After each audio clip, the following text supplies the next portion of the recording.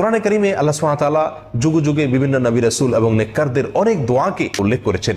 সে সমস্ত দোয়া আল্লাহ সুবহানাহু ওয়া তাআলার কাছে পছন্দ হয়েছে, সেজন্য আল্লাহ সুবহানাহু ওয়া তাআলা সেগুলোকে কোরআনের অংশ করে দিয়েছেন। আর সেসব দোয়া থেকে আজ এমন 3টি দোয়া আপনাদের সঙ্গে শেয়ার করতে চাই, যেই 3টি দোয়া আল্লাহর 3জন নবী আল্লাহর কাছে 3টি পৃথক সময়ে পেশ করেছিলেন, এবং সেই 3টি দোয়া উল্লেখ করার পর আল্লাহ সুবহানাহু ওয়া তাআলা কোরআনে কারিমে আমাদেরকে জানিয়ে দিয়েছেন যে তার প্রত্যেকটি দোয়াকে আল্লাহ সুবহানাহু ওয়া তাআলা সঙ্গে সঙ্গে কবুল করেছেন, মঞ্জুর করেছেন।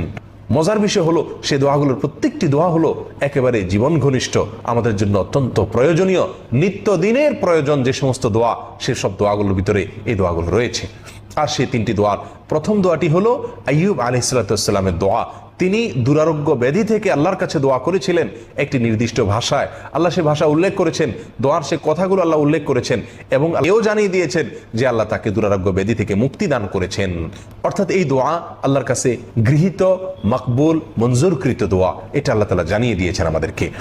দ্বিতীয় দোয়াটি ছিল বিপদ আপদ থেকে মুক্তি লাভের জন্য, আর সেটি করেছিলেন আল্লাহ নবী ইউনুস আলাইহিস সালাম। মাছের পেটে গিয়ে তিনি দোয়া করেছিলেন, আল্লাহ সুবহানাহু ওয়া তাআলার কাছে সেটা খুব পছন্দ হয়েছে, এবং আল্লাহ তাআলা আমাদেরকে জানিয়ে দিয়েছেন যে সেই দোয়ার পরে আল্লাহ তাআলা তাকে বিপদ থেকে উদ্ধার করে দিয়েছেন। আর 3 নম্বর যে দোয়াটি, সেটি হলো আল্লাহ নবী জাকারিয়া আলাইহিস সালামের, তিনি নিঃসন্তান হওয়ার যে সমস্যা, এই সমস্যার, সন্তানহীনতার সমস্যা দূর করার জন্য আল্লাহর কাছে দোয়া করেছিলেন, আর আল্লাহ সুবহানাহু ওয়া তাআলা সেই দোয়া কবুল এবং মঞ্জুর করেছেন, আমাদেরকে জানিয়ে দিয়েছেন যে সঙ্গে সঙ্গে তাকে সংবাদ দেওয়া হয়েছে একটি নেক সন্তানের।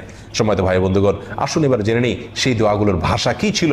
আইয়ুব আলাইহিস সালামের দোয়া প্রসঙ্গে আল্লাহ সুবহানাহু ওয়া তাআলা সূরা আম্বিয়ার 83 নম্বর আয়াতে উল্লেখ করেছেন, ওয়া আইয়ুবা ইয নাদা রাব্বাহু আন্নী মাসসানিয়াদ দুর ওয়া আনতা আরহামুর রাহিমিন। তোমরা স্মরণ করো আইয়ুবের সেই দোয়াকে, যখন আইয়ুব দোয়া করেছিল আমার কাছে। আল্লাহ বলেন, কি দোয়া করেছিল? আন্নী মাসসানিয়াদ দুর ওয়া আনতা আরহামুর রাহিমিন, হে আমার রব, আমাকে অসুস্থতায় পেয়ে বসেছে, আমি অসুস্থ, দুরারোগ্য ব্যাধিতে আমাকে পেয়ে বসেছে, আর আপনি সবচাইতে বড় দয়াশীল, আপনার চাইতে দয়াশীল আর কেউ নাই। এই ভাষায় দোয়া করার পরে আল্লাহ সুবহানাহু ওয়া তাআলা বলেন, ফাস্তাজাবনা লাহু ওয়া কাশাফনা মা বিহি মিন দুর, তার এই দোয়া আমি কবুল করেছি এবং তার যে অসুস্থতা ছিল সেটা আমি দূর করে দিয়েছি। সম্মানিত ভাই বন্ধুগণ, এখান থেকে জানা গেল আইয়ুব আলাইহিস সালামের দোয়া দুরারোগ্য ব্যাধি থেকে রক্ষার জন্য পরীক্ষিত, গৃহীত, মঞ্জুরকৃত দোয়া। অতএব এটা আমরা দুরারোগ্য ব্যাধি থেকে বাঁচার জন্য এই দোয়া পড়তে পারি। আবারও বলছি দোয়াটি, রব্বি আন্নী মাসসানিয়াদ দুর ওয়া আনতা আরহামুর রাহিমিন, হে রব, আমাকে অসুস্থতা পেয়ে বসেছে, আর সকল দয়াশীলদের মধ্যে আপনি সবচেয়ে বড় দয়াশীল। দ্বিতীয় দোয়াটি ছিল বিপদ আপদ থেকে রক্ষার জন্য, যেটি করেছিলেন আল্লাহ নবী ইউনুস আলাইহিস সালাম।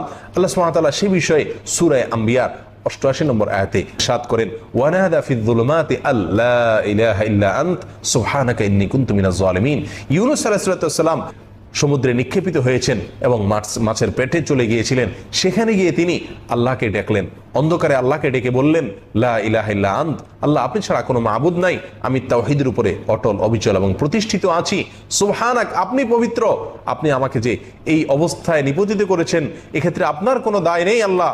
ইন্নী কুনতু মিনাজ জালিমিন, বরং আমি অপরাধী, আমি জালেম ছিলাম, নিজের প্রতি নিজে অবিচার করেছিলাম, আর সেজন্য আপনি আমাকে এই কষ্টের মুখে নিপতিত করেছেন। আল্লাহ সুবহানাহু ওয়া তাআলা ইউনুস আলাইহিস সালামের এই দোয়া উল্লেখ করার পরে 89 নম্বর আয়াতের শুরুতে আল্লাহ সুবহানাহু ওয়া তাআলা বলেন, ফাস্তাজাবনা লাহু ওয়া নাজ্জাইনাহু মিনাল গাম। আল্লাহ সুবহানাহু ওয়া তাআলা বলেন, আমি সঙ্গে সঙ্গে তার দোয়া কবুল করেছি এবং পেরেশানি থেকে তাকে আমি মুক্তি দান করেছি। এবং এখানেই শেষ নয়, আল্লাহ বলেন, ওয়া কাযালিকা নুনজিল মুমিনিন, আর একইভাবে ঈমানদারদেরকে যুগে যুগে তাদের বিপদ আপদ, পেরেশানি এবং মুসিবত থেকে আমি উদ্ধার করব। এইভাবে তারাও যদি আমার কাছে এভাবে কায়মনোবাক্যে এই দোয়া করে, আমি তাদেরকে উদ্ধার করব। এই জন্য নবী সাল্লাল্লাহু আলাইহি ওয়াসাল্লামের হাদিসে ইউনুস আলাইহিস সালামের এই দোয়াকে বিপদ আপদ থেকে উদ্ধারের জন্য বিশেষ পড়ার জন্য নির্দেশনা দিয়েছেন। সম্মানিত ভাই বন্ধুগণ, 3 নম্বর পরীক্ষিত